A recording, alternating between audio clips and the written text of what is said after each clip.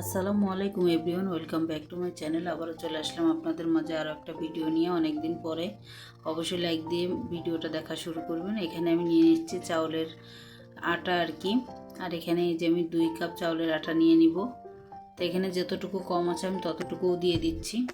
তা পুরোপুরি আমি 2 কাপ চাউলের আটা নিয়ে নিয়েছি। আর 1 কাপ নিয়ে নিলাম ভাত।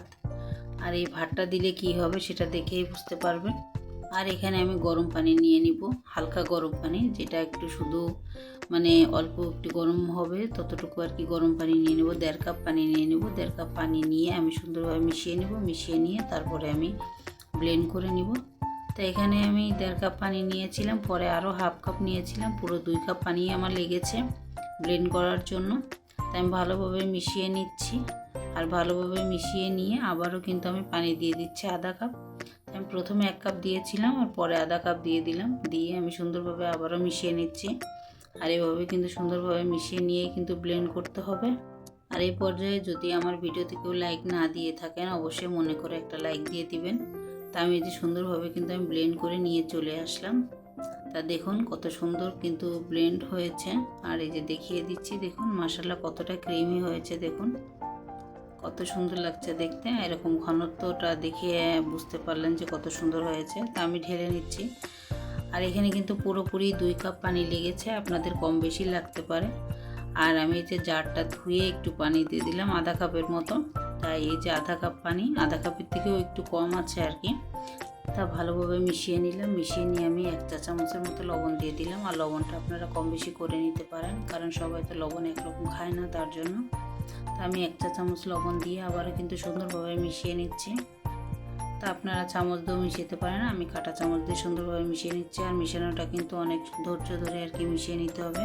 প্রায় 3 থেকে 4 মিনিটের মতো মিশিয়ে নিতে হবে। তা ভালোভাবে কিন্তু আমি মিশিয়ে নিলাম। মিশিয়ে নিয়ে যে আমি একটা কড়াই বসিয়ে দিলাম। আর কড়াইটাকে আমি সুন্দরভাবে গরম করে নিয়েছি। নিয়ে এখানে দিয়ে দিলাম তেল। আর রান্নার তেলটা দিয়ে আমি সুন্দরভাবে কিন্তু আবারও কিন্তু গরম করে নিচ্ছি। তা ভালোভাবে মিশিয়ে নিলাম। এই তেলটাকে কড়াইয়ের ভিতর মিশিয়ে নিয়ে কিন্তু একটা টিস্যু দিয়ে দিলাম। টিস্যু দিয়ে সুন্দরভাবে মুছে নিচ্ছি। আর সুন্দরভাবে কিন্তু মুছে নিতে হবে। তেলটা কিন্তু কোনো প্রকারই তেল থাকা যাবে না।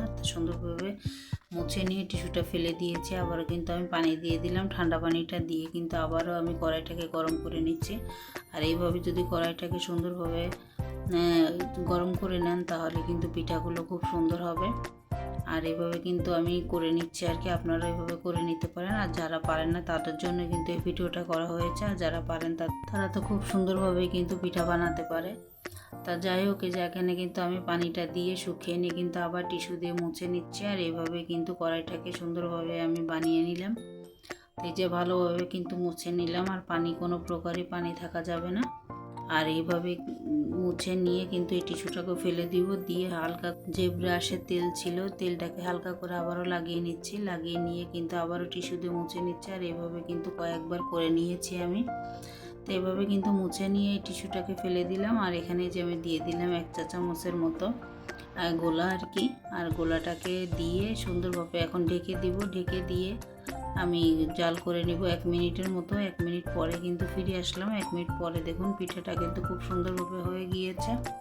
আর এভাবে কিন্তু পিঠাটা বানিয়ে নিতে হবে। আর যদি তেলটা লাগিয়ে নেওয়া হয় তাহলে কিন্তু আর লেগে থাকবে না, পিঠাটা সুন্দরভাবে উঠে যাবে। আর দেখুন পিঠাটা কত সুন্দর হয়েছে, জালি জালি ভাব হয়েছে আর কি। দেখতে যেমন সুন্দর হয়েছে, খেতেও কিন্তু মাশাআল্লাহ খুবই সুন্দর হয়েছিল। আর পিঠাটা কিন্তু অনেক নরম হয়েছিল এই শুধু ভাতটা দেওয়ার জন্য। আর ভাত দিলে কিন্তু পিঠা খুবই নরম হয়। আর দেখুন 2 সাইডটা আমি দেখিয়ে দিলাম কত সুন্দর হয়েছে।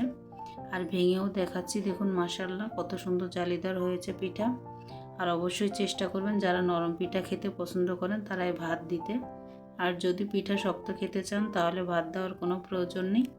আর ভাতটা দেওয়ার উদ্দেশ্যে শুধু ভাত পিঠাটা যাতে নরম হয় তার জন্য। আর এই পিঠাটা যদি ভিজান না তাহলে কিন্তু 5 থেকে 10 মিনিটের ভিতরে কিন্তু এই পিঠাটা খাওয়া যাবে, এতটা সফট হয়ে থাকে পিঠাটা।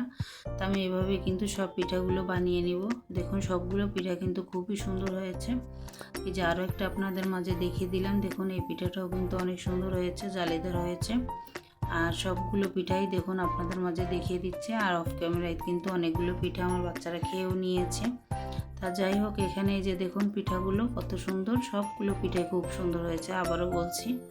আর এভাবে আপনারা পিঠা বানাতে পারেন। আর দেখুন প্রত্যেকটা পিঠার ভিতরে কিন্তু এরকম জালিদার হয়েছে, এতটা সুন্দর, এতটা লোভনীয় আর অনেক মজাদার হয়েছে। আর আমি কিন্তু ভর্তা দিয়ে কিন্তু পিঠাটা খেয়েছিলাম। আপনারা কিন্তু এখন যে গুড় পাওয়া যায় সেটা দিয়েও কিন্তু খেতে পারেন। তা আমি যে সবগুলো পিঠা কিন্তু অনেক আপনাদেরকে দেখিয়ে দিলাম। মাশাআল্লাহ কত সুন্দর হয়েছে দেখুন। আর সামনে পিছনে দুইটা সাইডটাও কিন্তু খুব সুন্দর হয়েছে। আর এই পর্যায়ে যদি আমার ভিডিও ভালো লাগে আমার চ্যানেলটা সাবস্ক্রাইব করে আমার পাশে থেকে যেতে পারেন।